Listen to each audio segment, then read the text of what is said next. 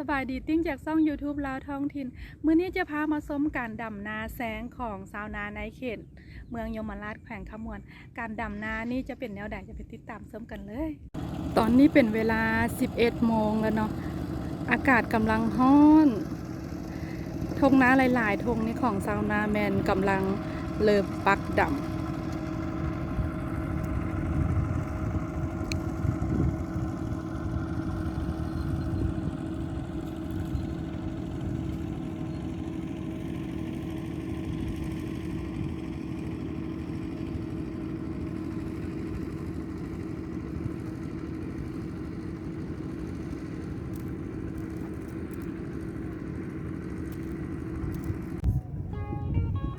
การดำนานี่แมนเพิ่นก็จะใช้ต้นกา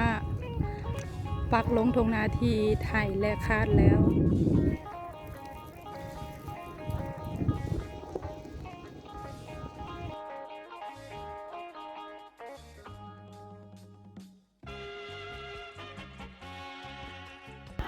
สบายดีเจ้าเมื่อยบ่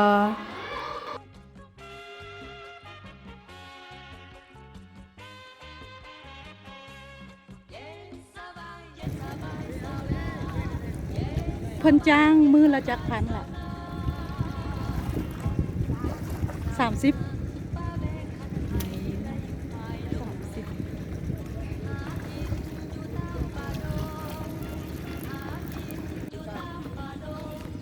นี่เพิ่นเอิ้นว่าการลกกาเรื่องนั้นก็เราเพียจนอยู่เลย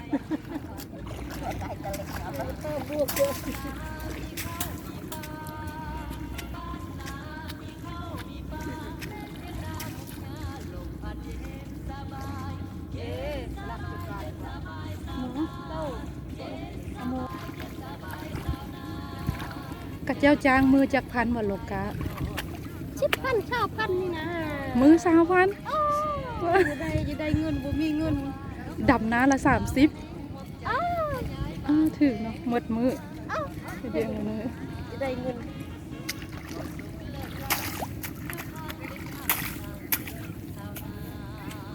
ไอ้คิดอมออก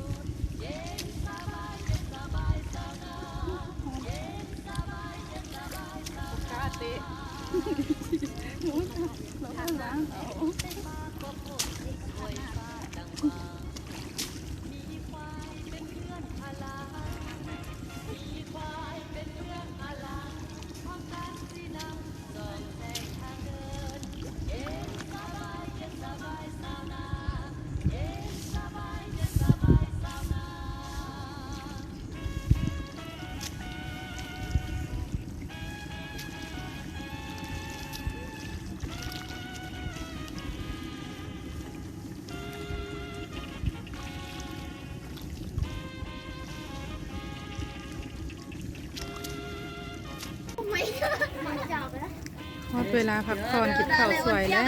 ว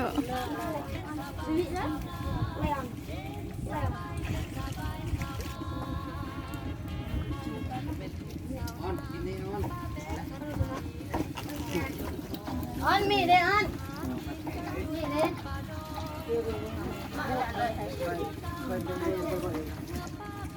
จุดนี่เอามาหาแปดดื่มนะ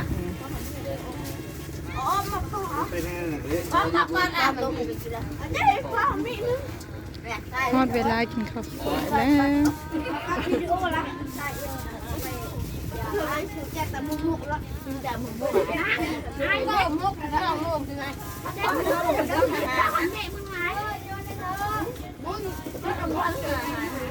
เจ๊ยิงแมวนะยุบเรื่อยแก่เลยนะเจ้าจอกเองมาอะไรกันเนี่ยเรียนกับปิ้นบรรยายนั่นจะกี่ กลึงอยู่ที่อ่ะสมองก็พึ่งหน้า คนนี้นี่ สมองแมวกันนี่แหละ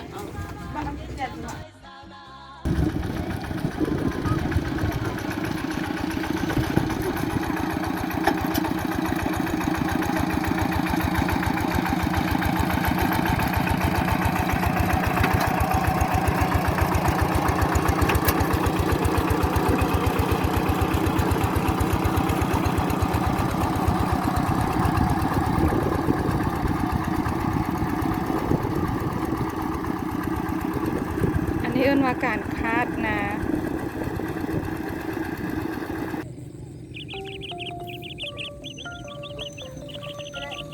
เดมอนไปคัดแค่เป็นบอลนี่เสียงนักกำแพงเลยโอ้